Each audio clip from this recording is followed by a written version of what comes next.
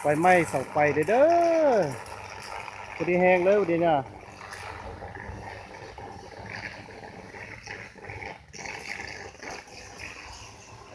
โอ้แห้งขนาดเลย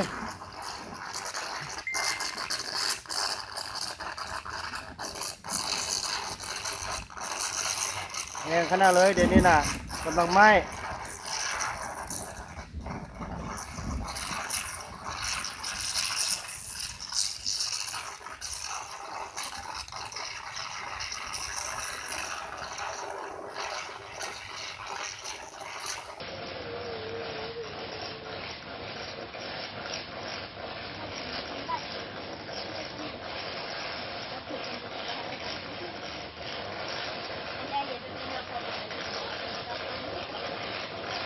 เฮ้ย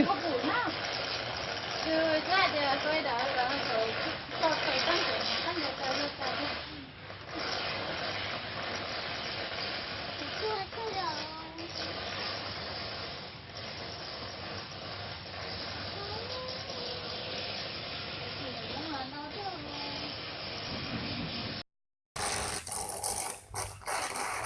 โอ้แห้งขนาดเดี๋ยวนี้น่ะไปกันไหม้เด้อใส่ไฟต่อจากกันเสาไฟน่ะ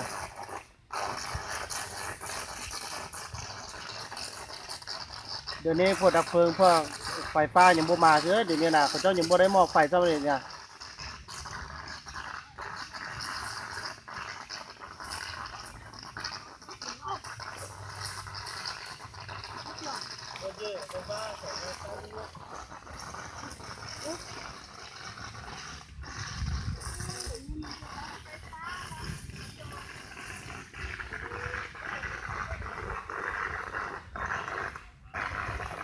เด้อแห้งขนาดเดี๋ยวนี้น่ะเดี๋ยวนี้พวกดับเพลิงเขาเจ้ายังพวกไฟฟ้ายังบ่มาเท่าเลยเขาเจ้ายังบ่ได้มอบไฟเท่าเลยเนี่ย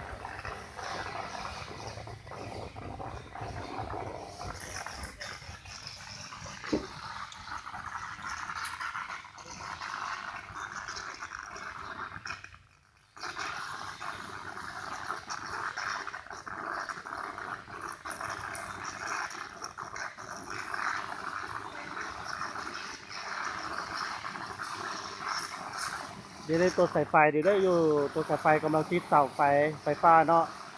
บ่ได้ติดไฟเลย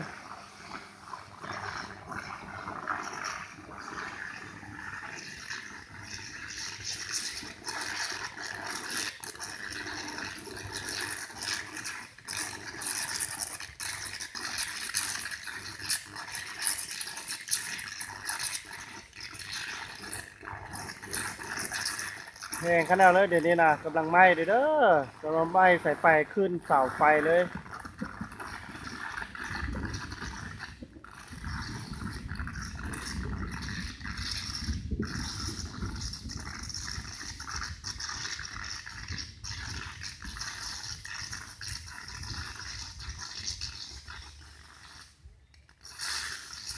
โอ้แห้งขนาดเลยเดี๋ยวนี้เนี่ยนี่เป็นบาทเลยเด้อเดี๋ยวนี้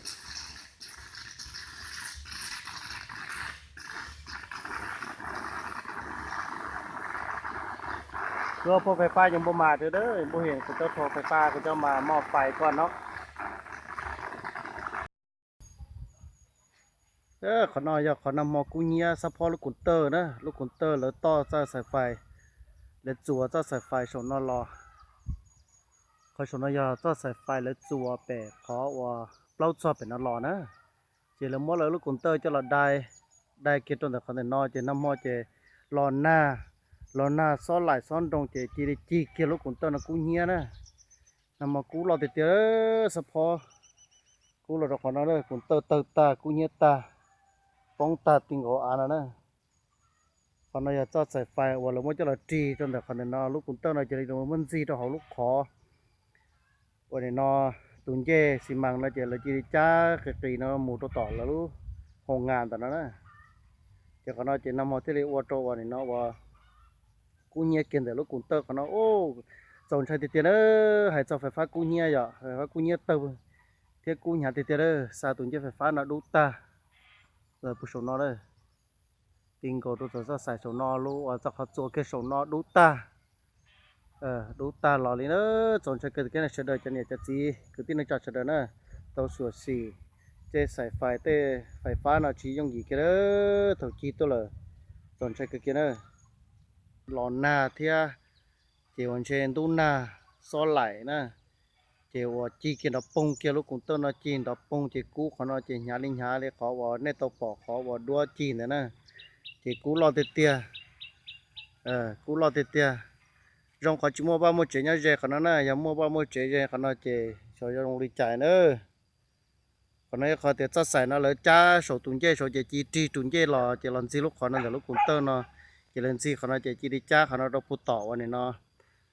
là lúc hồng ngànแต่nó là xứ